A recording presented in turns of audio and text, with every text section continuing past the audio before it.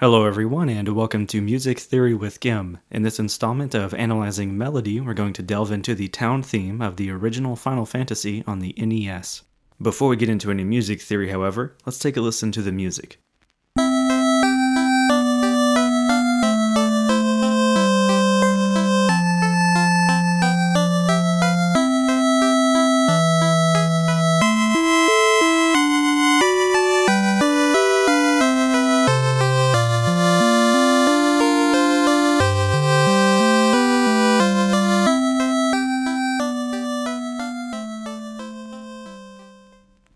The piece is set in the tonality of C, with its mode being major. Though this video is focused on the analysis of the melody, let's quickly walk through the harmony. In measures 1 through 3, the harmony begins with a sequential progression of descending thirds consisting of C major, the 1, A minor, the 6, and F major, the 4, which has been embellished by G major over B, the 5-6, and C major over G, the 1-6-4. We then hear in the second half of measure 3, G7 over F, the 5-4-2, C major, the 1, and E7. E7 is a chromatic harmony that is used as a dominant emulation meant to intensify the progression to the 6th chord A minor in measure 5. It can be labeled as either an altered 3-7 or as a 5-7 of 6. At this point we hear a sequence of descending fifths with A minor, D7, G7, and C major. Like E7, D7 is another chromatic dominant emulating chord, but this time it intensifies the forward momentum to G7, the 5-7. As such, we can label it as either an altered 2-7 or as a 5-7 of 5. On beat 4 of measure 6, we hear A minor over C, the 6-6, followed by B flat major, the chromatic flat 7, which is used as a preparation of the 5-7, G7. Make note that the 5-7 chord is initially embellished by its 4th, and it is not until beat 4 that we hear the introduction of a chordal 7th. Now that we can see what's going on with the harmony on the surface level, let's take a listen to it and then delve into the melody.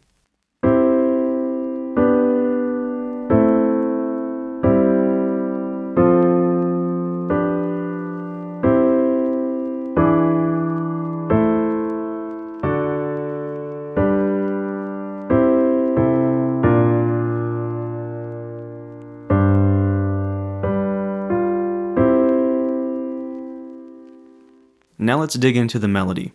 In the first two measures, the melody can be seen as having 3 layers. At its core, the melody is an interval outline of a descending third from E to C.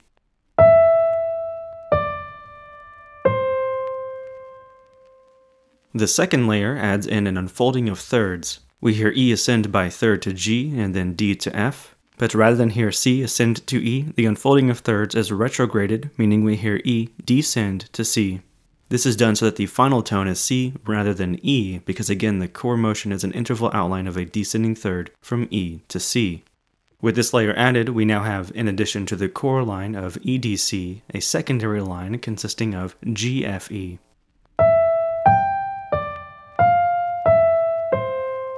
The third layer embellishes the latter two of the unfolding thirds with stepwise motion producing passing tones. These are passing tones both regarding the melody on its own and in relation to the underlying chords.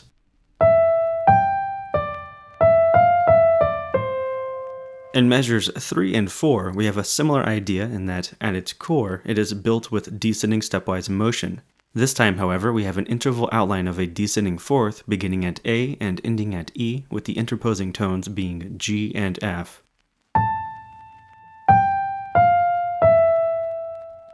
Rather than G simply descend by step to F, the arrival of F is delayed by an embellishment of G leaping down to D, an inner voice of G7, and then ascending by step to F. Other than this change, we only have the additional strike of A on the AND of 2. This can be viewed as simply additional rhythmic intrigue or as a lead-in to the note G. In a way, it can be heard as an incomplete neighbor tone falling into place, even though relative to the harmony sounding beneath it, A is still a chord tone.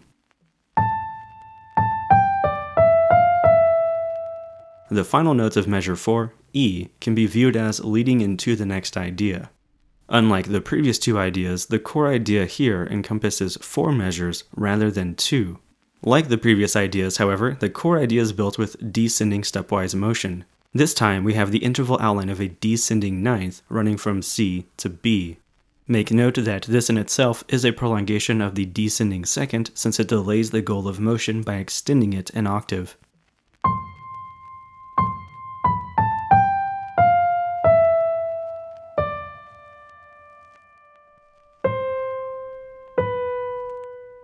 Similar to the melodic fragment heard atop G7 over F in measure 3, we hear G leap down to its inner voice D, causing the arrival of F to be delayed until the end of 2 in measure 6. We also hear in the same measure that E leaps down to C on beat 4, delaying the arrival of D until the following measure. The final embellishment is found in measure 7, and it sounds D leaping to B flat, an inner voice, but unlike G leaping down to D, this leap of a third causes the structural tone, D, to be returned to, delaying the next step of the descent, C, until the final measure.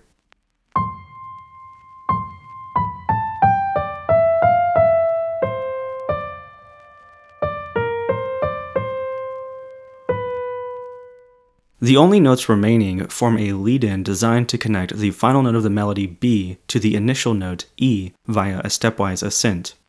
Now that we have an understanding of the core ideas of the melody, let's take a listen to it in its skeletal form, meaning only the notes of the core ideas, and then with all of its added embellishments. We'll listen to the skeletal form twice through. Initially, it will be with only the notes of the melody and bass. In the second round, we'll add the inner voices, and then the full melody with all of its embellishments will be heard in the final playthrough.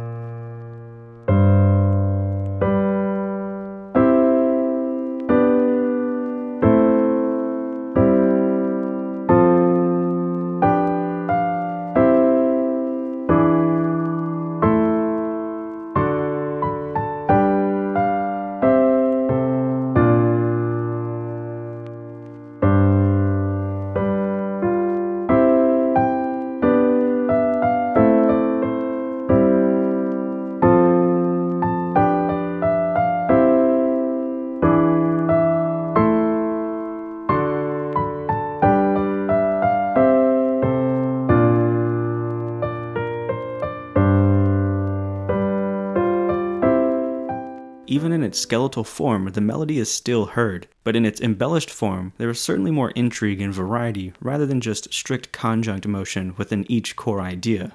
Now let's consider reducing the melody further. Firstly, look at the goals of motion for the first two core ideas. First, we have C as a goal of motion, and then E. In the second half of the piece, we have C descending to B. If you recall, this extended ninth was considered a prolongation of the simple second. As a result, we can reduce this entire half to simply being C to B, altogether producing the line C, E, C, B. With E being the only tone coming between the two Cs, we can consider it to also be a prolongation, allowing us to form an even greater reduction that consists of only C to B. This, of course, is an extreme reduction, stripping the melody entirely of its identity, but it is worth considering how it shows the underlying goal being, ultimately, a motion of C to B as part of a tonic to dominant shift. With this in mind, we're going to listen to this highly reduced version, and then we're going to slowly build back the melody to its final state. As each new version plays, try to hear it in relation to the previous and how it builds upon it.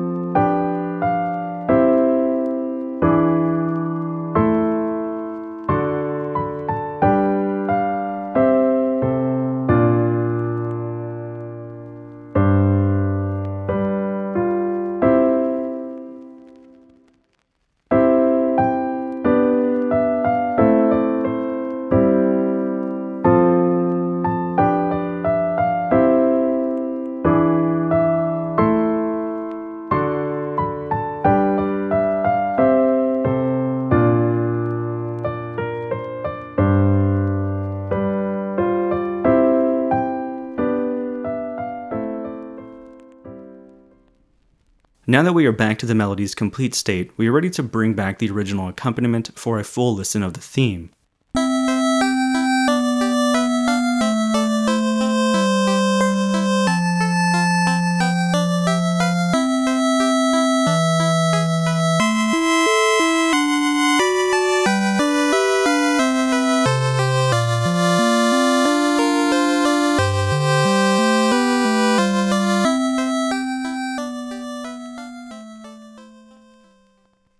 For those of you that are patrons, you can expect to receive a PDF containing the analysis present in this episode, along with any additional commentary and analyses produced in the future that will more than likely reach beyond only the melody. Of course, as my patrons, it is encouraged that should you have thoughts or questions regarding this analysis or the theme as a whole, reach out to me. For those of you that are not patrons but would like to support my endeavors, be certain to subscribe to the channel, like the video, comment below, and share the video as often as you can on social media platforms. If you find yourself wanting to take your support to the next level, hop on over to patreon.com/gim and consider pledging some coin. If you are not a user of Patreon or simply want to make a single financial contribution, you can do so via PayPal, the link to which can be found in the description below along with a few other links. These videos do take a lot of time and effort, so any support on your end is greatly appreciated. Either way, until next time, thank you for watching this episode of Music Theory with Gim.